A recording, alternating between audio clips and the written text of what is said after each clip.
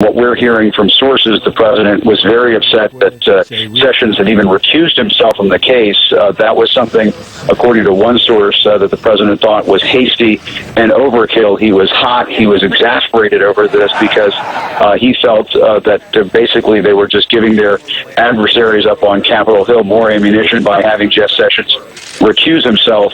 The other thing that we're hearing from sources close to all of this is that Reince Priebus, the White House chief of staff, and Stephen Bannon, the chief strategist for the president, were both scheduled to go down with the president yesterday, but those plans, those travel plans, abruptly changed. Now, we should point out, while Priebus did not make the trip, Steve Bannon did go down today, and he's having dinner right now along with other top officials with the president there at Mar-a-Lago, Jeff Sessions, the Attorney General, Homeland Security Secretary Kelly, and so on.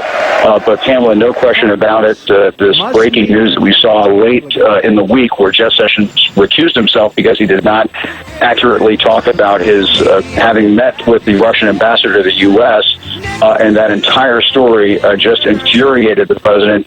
And in the words of one source that I talked to, the president basically told his team that the staff fumbled on all of this, Pamela. All right, so that was Jim Acosta. I want to get to Andre Bauer now. He is the former Republican Lieutenant Governor of South Carolina and CNN political commentator and Democratic strategist Keith Boykin. Thank you both for coming on. Andre, I want to start with you. This anger at the president's staff, does it seem misguided to you? Would you expect him to be more angry at Jeff Sessions? Well, number one, I'm angry, and I'm sure he's angry, that somewhere along the line, someone in his staff has let this get back to ABC. I mean, there needs to be an absolute stop hold that when he expresses something, if in fact he did express this, that it doesn't leave that room. So he's got a problem somewhere along the line, if this is in fact true, of loyalty. And loyalty is a big thing with Donald Trump. And so I would say, first off, he's got to find that and stop it if, in fact, that's true. But look, if people are lying about your friend or saying things that are untrue about someone you revere, you're going to be upset. You're going to be agitated. And when he had the biggest week probably of his presidency, a unifying and bold statement in the State of the Union that was received overwhelmingly by the business community and the American people, to derail that with this continual drumbeat of almost a coup to say he has these Russian ties is disheartening for me. It's disheartening for the American people. I just want to understand, you said when someone's lying about your friend, what do you mean by that? Well, when they continue to say Jeff Sessions met with the Russians, well, he met in a different capacity. He thought he was answering the question. He met with the Russian. He did. He met with the Russian official, and that was the Russian ambassador to the U.S., Kislyak. I mean, that's true. Of course, and Kislyak has met with a multitude. I'm sorry, go ahead. Keith, did you want to say something? I was just going to say he met with Sergei Kislyak 2 times, once in Cleveland and once in his own office in Washington, D.C., and he denied having met him. When he was asked the question by Al Franken, he practically said he had no idea who the person was. He said he had no contact with Russia, and he considered himself a surrogate. I think that's a misleading statement at best, and I think some people would consider that a lie, and it's definitely worthy of an investigation. But here again, we have a problem with Donald Trump not taking responsibility. I mean, he's trying to blame everybody but himself for the problems that he's facing. He's blamed Hillary Clinton. He's blamed Barack Obama. He's blamed the media. He's blaming his staff. He's blaming the communications team. He's blaming Sean Spicer. He's blaming Jeff Sessions. Well, at what point will Donald Trump finally wake up and accept responsibility? The buck stops here in the Oval Office with the President of the United States, not with everybody else. It's time for him to man up and be the president, not the blamer-in-chief. Andre, do you have a point? Public meetings.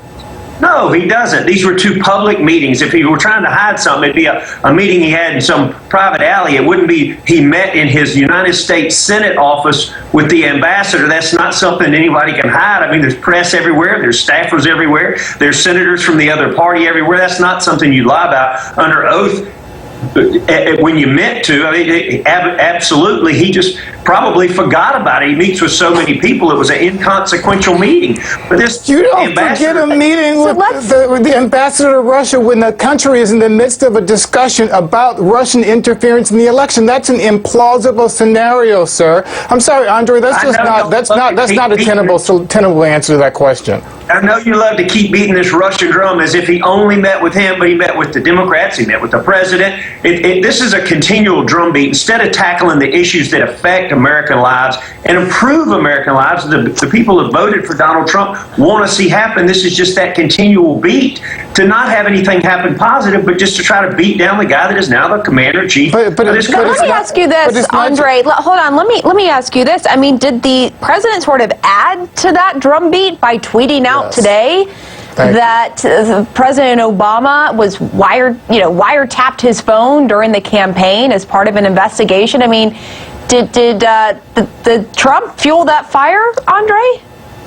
He controlled the narrative, which he does most of the time, which he's almost now dictating the media where they go with their stories. But he didn't like, evidently he feels like I would say this, most of the time when he has pointed this out, he's been right. He's been able to back it up. As the stories progressed, they went, oh, wow, he knew what he was talking about, and that's happened most of the time. No, it's not true. That's not true.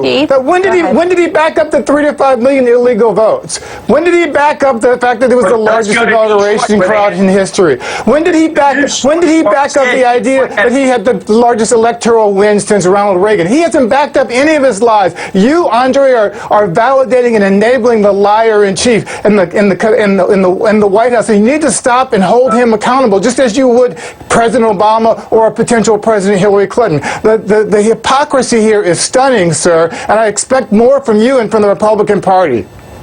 Andre? So Detroit didn't have more votes than people that showed up? Are you denying that? See, again, this is what happens with Donald Trump. He puts out a tweet or a false statement. There's no evidence to back it up, including the 3 to 5 million vote allegation. And then his surrogates like Andre go on television and defend the indefensible. This